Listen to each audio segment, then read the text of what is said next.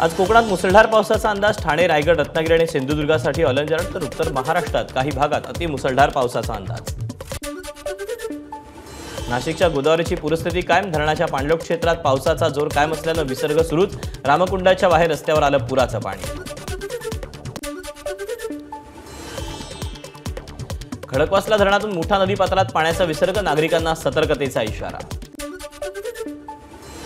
भात नदीला आलेल्या पुरामुळे फरशी पूल पाण्याखाली। 7 ते 8 गावांचा संपर्क तुटला। जोरदार पावसामुळे भामा नदीला पूर। खेड तालुक्यातल्या काळूस भोसे रस्त्यावरचा पूल पाण्याखाली। अनेक गावांचा संपर्क तुटला। नदीकाठच्या गावांना सतर्कतेचा इशारा। वाशिममध्ये गेल्या 3 दिवसांपासून सुरू असलेल्या जोरदार पावसामुळे आडोळ प्रकल्प तुडुंब। अनेक गावांच्या सिंचनाचा आणि पिण्याच्या पाण्याचा प्रश्न सुटल्याने शेतकरी समाधानी। नंदुरबार जिल्ह्यातील अनेक भागात मुसळधार पाऊस। बहुतांश नद्यांच्या पातळीत वाढ। शहादा तालुक्यातील गोमाई नदीला 5 वर्षांनंतर पहिल्यांदाच पूर। भंडाऱ्यात वैनगंगा नदीला आलेल्या पुरात 15 म्हशी वाहून गेल्या। पशुपालकांचं लाखो रुपयांचं नुकसान। वैनगंगा नदीच्या मधोमध असलेल्या बेटावरची घटना। रत्नागिरी जिल्ह्यात पावसाचा जोर वाढला। राजापूर, लांजा, साखरपा, संगमेश्वरमध्ये मुसळधार पाऊस।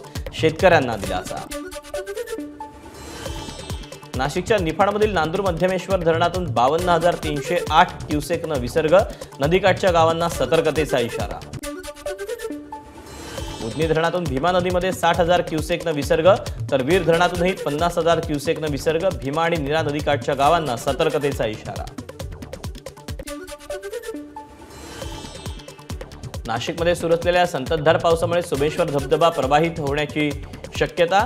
पर्यटकांना पाण्याकडे जाण्यास मज्जाव। पोलीस आणि गृहरक्षक दलाचे जवान तैनात।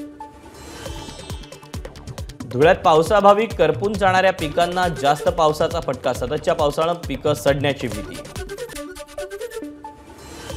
जळगावच्या यशवंतनगर भागात पावसामुळे जीर्ण झालेली इमारत कोसळली। इमारतीतील रहिवाशांचं वेळी स्थलांतर केल्यानं कोणतीही जीवितहानी नाही।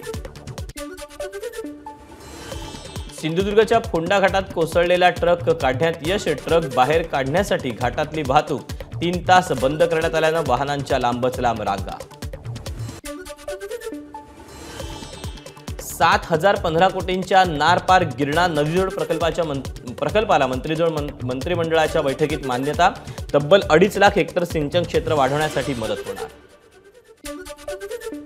नाशिकच्या कळवण, सटाणा, देवळा, मालेगाव तालुक्यांना, तर जळगावच्या चाळीसगाव, भडगाव, पाचोरा, एरंडोल, धरणगाव, अमळनेर, धरणगाव तालुक्यांना गिरणा नदीजोड प्रकल्पाचा फायदा होणार।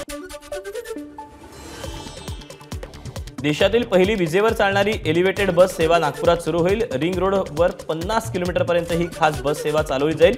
केंद्रीय रस्ते वाहतूक मंत्री नितीन गडकरी यांची माहिती। अहमदनगरमध्ये बंजारी समाजाचं 2रं राज्यस्तरीय मराठी साहित्य संमेलन। विविध जाती धर्माच्या साहित्यिकांचा गौरव।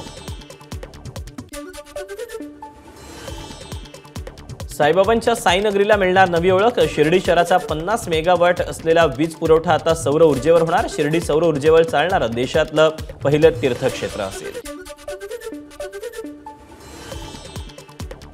परभणीच्या इटोली शिवारात हातभट्टी दारूच्या अड्ड्यावर पोलिसांची धाड। दारू बनवण्याचं तब्बल 1000 लिटरचं रसायन आणि 150 लिटर हातभट्टी दारू नष्ट। एबीपी माझा, उघडा डोळे बघा नीट।